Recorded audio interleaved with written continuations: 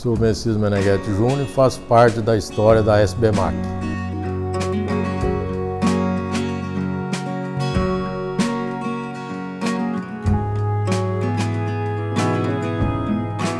Eu sou de São José do Rio Preto, sempre gostei de matemática, né? Então, com isso, de uma família grande, né? Somos em 8 irmãos.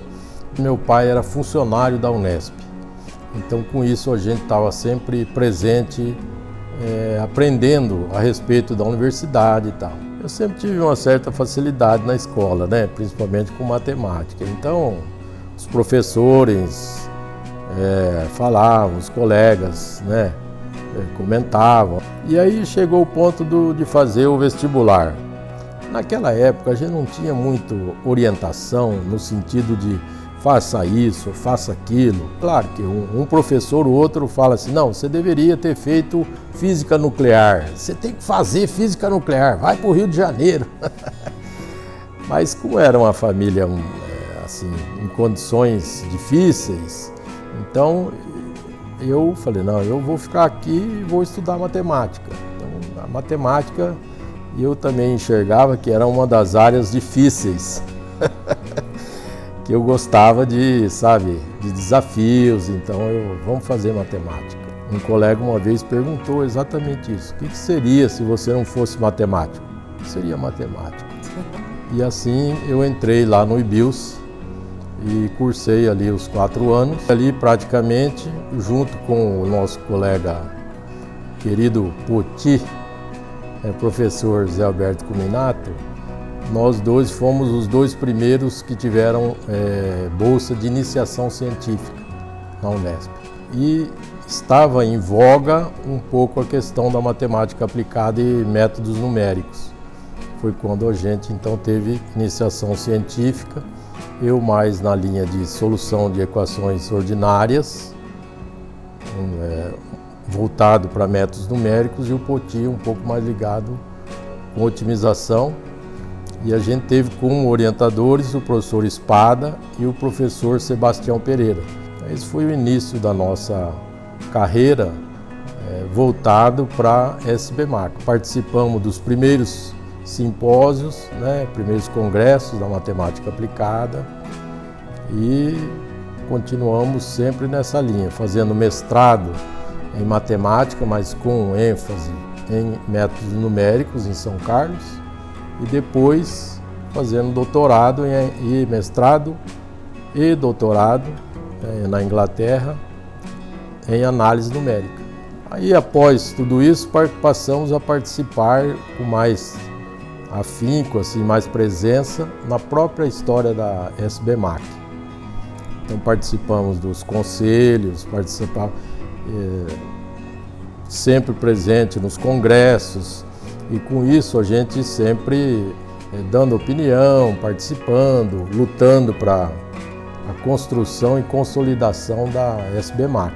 Foi um crescimento rápido, um crescimento consistente, e hoje ela é uma sociedade sólida, né? Sempre discutida, sempre com mais democracia, sabe? Um negócio que faz parte da cultura da sociedade, né? Da SBMAC. Começamos tendo a Tema, que era a revista da sociedade. Depois conseguimos avançar com isso, a participação de ter uma revista internacional sobre os auspícios aqui da sociedade, as notas de aula, né, de matemática aplicada. É um crescimento que dá orgulho na gente, sabe? E hoje, se você olha, né, a participação no nosso congresso, é gente do Brasil inteiro. Então isso tem reflexo, inclusive, fora do Brasil. Tem participação de outros colegas de fora. Muitos dos nossos colegas da sociedade são professores no exterior. Então é uma integração muito, muito relevante, inclusive para o Brasil. Eu participei de alguns colóquios da matemática pura e lá tinha minicursos, e os minicursos produziam livros.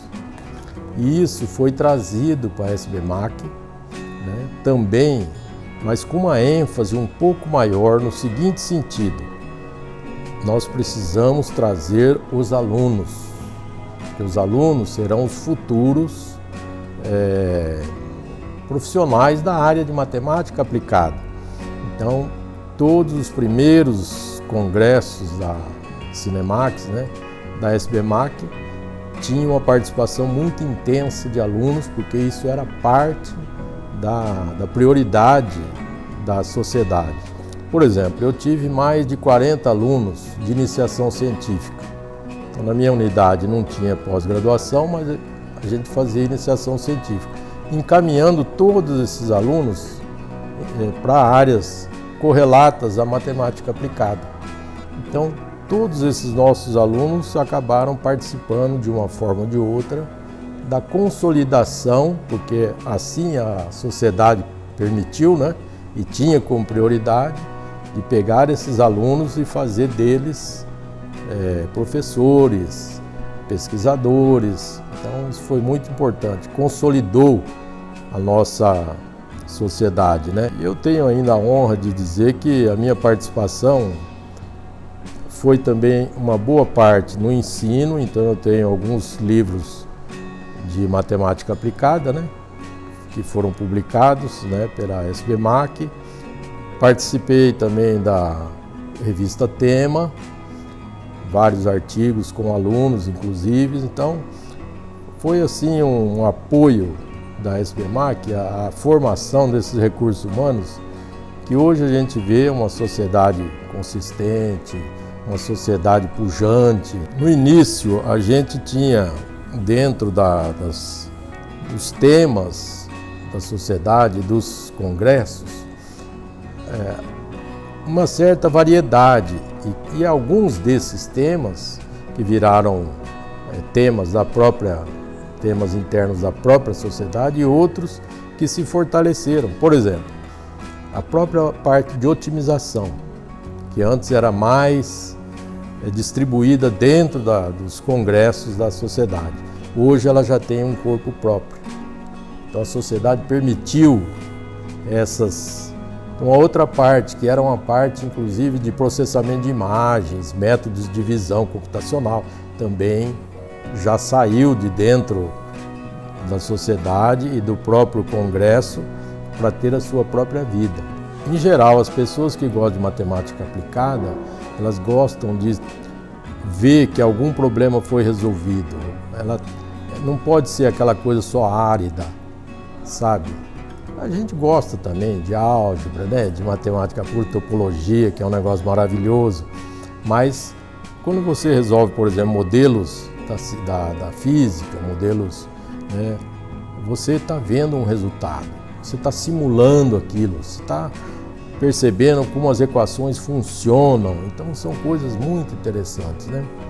Isso também me fez lembrar que no início lá nós tivemos áreas, por exemplo, que foram também se desenvolvendo e hoje tem menos porque ganharam corpo próprio, por exemplo, de matemática intervalar. Você usar, ao invés de número, um intervalo. Um negócio que era bem assim presente e que teve um auge, né? Outra área que também cresceu bastante, que é mais ligada ao que a gente chama de análise aplicada, que é a área de polinômios, né? Polinômios ortogonais, toda essa área de estudo de propriedades dos polinômios, comportamento das raízes, que é uma área bem específica e ela, apesar de ser matemática aplicada, ela é bem teórica. Então é um negócio também que teve um auge dentro da sociedade. Outra área começou agora, que dá para usar muito, que é a parte de sistemas dinâmicos, de análise, comportamento, inclusive comportamento das coisas no infinito. Como é que faz isso, como é que você traz o comportamento das equações para uma esfera, para saber como aquilo está sendo trabalhado no infinito. Qual é a influência do infinito nos pontos finitos, no comportamento. São coisas maravilhosas, sabe? E que, inclusive, por incrível que pareça, que quando a gente fala assim, que é uma coisa bem teórica, mas quando a gente fala assim, parece que não dá nem para usar o computador. Não, mesmo esses problemas, inclusive lá em Prudente, onde eu estou baseado, a gente resolve usando cluster. Tem que usar um supercomputador. Então é um problema teórico, mas você tem que ter uma capacidade computacional. Então essa questão da matemática aplicada e computacional é muito importante. Eu participei da criação do programa de pós-graduação lá em Presidente Prudente, que se chama Matemática Aplicada e Computacional. É uma honra também, porque é um programa que está dentro do Comitê de Matemática, que na maioria são matemática mais pura, mas esse é bem matemática computacional. E eu sempre digo, nós temos esse diferencial de termos um cluster, sabe? Participar, inclusive, com São Carlos, que é uma fonte de inspiração para a gente, de construção, de como expandir, de como fazer. A gente está sempre juntos e aprendendo e procurando cada vez mais, né, fortalecer essa linha. Eu trabalhei com várias pessoas que me marcaram, né? O SBMAC tinha uma base forte no Rio de Janeiro. Depois, com a participação de São Carlos, a gente acabou conseguindo que isso aumentasse a influência de colegas pesquisadores do Brasil todo. Então foram assim experiências muito, a gente só tem até a agradecer de ter participado disso, né? E por incrível que possa parecer, depois com toda essa bagagem que a gente aprende, que tem uma parte de administração, a parte de secretaria, né, que eu participei em vários momentos, o próprio conselho, né? A gente acaba aprendendo muita coisa e acaba levando para a nossa universidade. Então, com isso, eu fui diretor da minha unidade, chefe de departamento. Depois, até eu estou aposentado, né? Depois você aposenta e você olha assim e fala, nossa, eu participei de tudo isso, que coisa maravilhosa, né? Então, são coisas que realmente valem a pena, sabe? E a gente gostaria de ver os jovens tendo esse mesmo entusiasmo por essa parte que a gente teve e agora sabe reconhecer e agradecer, né? É muito assim, gratificante. Foi uma fase muito interessante, né?